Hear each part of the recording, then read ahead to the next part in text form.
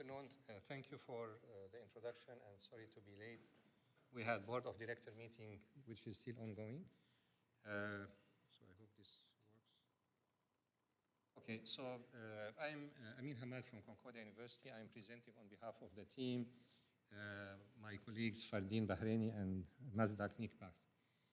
So the title is Point Cloud-Based Computer Vision Framework for Detecting Proximity of Trees to Power Distribution Lines. It's a long title, but I'll try to make it simple.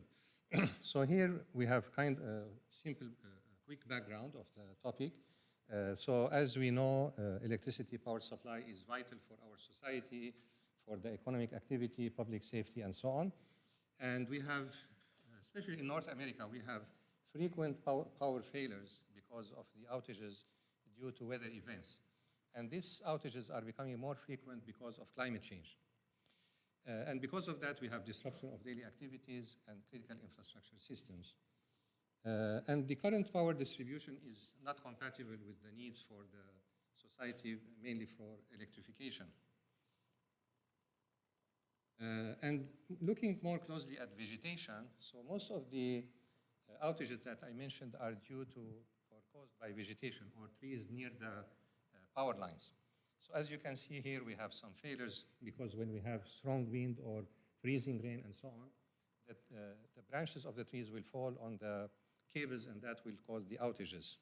And that will not only cause outages, but in some cases also fires and other hazards. And specifically in the province of Quebec, from where I came, we have 40% of weather-related outages due to vegetation. So here we are suggesting some solutions. We can see three different alternatives. The first one is vegetation management. The second is undergrounding, putting cables underground. And the third one is multi-purpose utility tunnels. So I'll talk about each of them quickly. Vegetation management simply means trimming the trees near power lines. And usually we have to do the inspection. This is done visually. So we have an inspector that will drive around and find the trees that have to be trimmed, which is labor-intensive, time-consuming, and often lack accuracy. On the other hand, we have new technologies like LiDAR scanning and machine learning that can help in automated vegetation management. And that could be done more frequently and more accurately. The second option, selective undergrounding, it's selective because it's more expensive, and it's preferable in neighborhood with high density. So it could be population density in general, and that has been applied in major cities because of aesthetic reasons, but it will result also in keeping the cables underground immune of most weather events. We have to think about flooding in some cases. And again, looking at data from Quebec and Montreal, we have about 50% of distribution lines underground in Montreal and only 11% in the rest of the province of Quebec.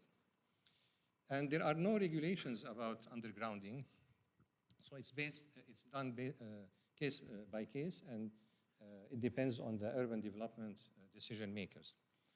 On the other side, in Europe, I don't know exactly, I don't have data about France, but in some countries like the Netherlands and Germany, almost all the power cables are underground.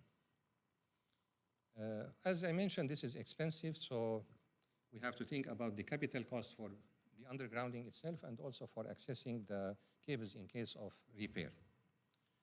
The third option, which is the ideal in my opinion, is multi-purpose utility tunnels. So this is a sustainable and resilient solution for underground utility management. It's more expensive than the other two, much more expensive actually than undergrounding even. It requires high initial cost and good coordination between utility owners. So here we have an example from Singapore. You have three compartments here, one for telecom cables, one for electricity, and one for municipal pipes. So that will give us access to the utilities throughout the year without disturbing the traffic. So it has minimal effect on the activities above ground, and also it will improve the quality of services. However, this solution is difficult to build in mature cities, like in Montreal, for example, because we have to dig, we have to put the existing utilities on the side, build the tunnel, and then put the new utilities. However, this is not a new solution. Actually, the first tunnel in the world was in Paris around 1866. And then the idea moved to other cities in Europe and then to Japan and most recently to China. China is very active in building this type of tunnels. On the other side, in North America, MUTs are available only in institutional properties like university campuses. Our campus at Concordia has this type of tunnels, but not under the road. So our long-term objective, we have a new project that has been funded recently to develop a framework for comparing hardening options for power distribution networks considering climate change. I don't have time to explain all the details, but if you see work package 3 in the middle, in the lower box, it's about deep learning micro outage prediction model. So this is the part that I'm focusing on in the rest of the presentation. And the ultimate goal is to compare these different alternatives from the life cycle cost-benefit analysis point of view. So the specific objectives here are leveraging LiDAR and machine learning to enhance the reliability of automated vegetation management systems and developing a method for accurately detecting vegetation proximity to power lines. We looked at the literature. We found many recent studies in the same direction. So they all showed the effectiveness of combining LiDAR and machine learning for enhanced vegetation management. But the key challenge is the computational difficulties in processing large-scale pointer clouds. So we have millions and millions of points and achieving precise segmentation and classification. So our proposed framework is based on 2 modules. The upper module in the figure is semantic segmentation using RandLA-Net model. So it's one kind of deep learning for pointer cloud. And that will use segmentation for the trees, the poles, and power lines. It's based on point sampling and local feature aggregation. And then the second main module, the lower one, is post-processing that will do clustering using dbScan, and then rule-based thresholding to apply some heuristics, and then proximity detection using KDTrees. So here we have a sample of the data. We use Toronto 3D data set. It has around 80 million data points, and it has high density of more than or about 1,000 points per square meter. The LiDAR sensor captured the data with vertical field of view between -10 and +30 degrees, achieving 3 centimeter accuracy between the points. And the points are tagged with XYZ coordinates, RGB colors, and LiDAR intensity. And the data is pre-annotated for training with some features like rows, trees, and power lines. So the results of the training and testing that we did is that RandLA-Net model achieved high overall accuracies. When we used both RGB and intensity, we achieved more than 95% overall average accuracy.